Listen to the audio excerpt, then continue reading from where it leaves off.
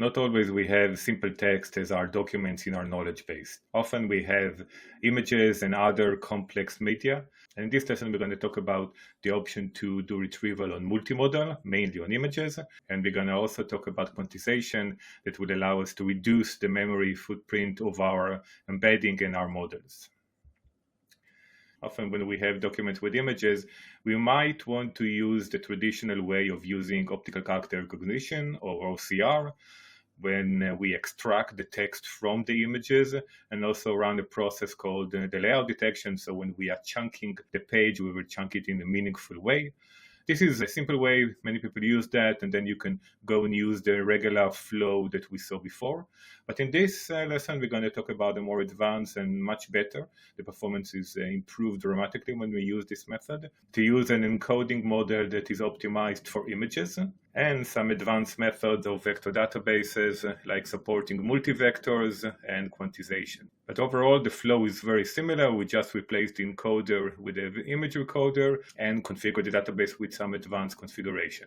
The rest will be the same. So the user will ask the query will be encoded, the retrieval will go to the images, and the process will continue as before.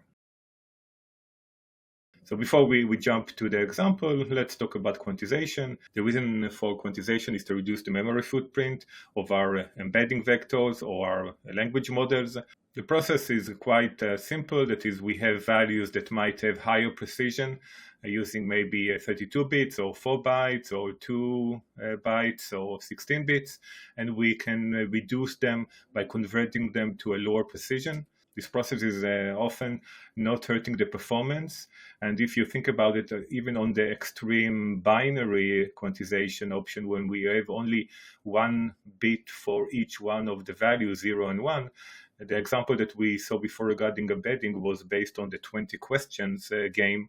So we saw that we can represent a lot of meaning into only 20 questions, and the answers are either yes or no. Therefore, representing semantic meaning of concept into a short vector of 20 and binary quantization can be very efficient. But we will, in this example, we will use the scalar quantization that reduced from the 32 or from the 16 bit to 8. The overall improvement in this table is quite clear.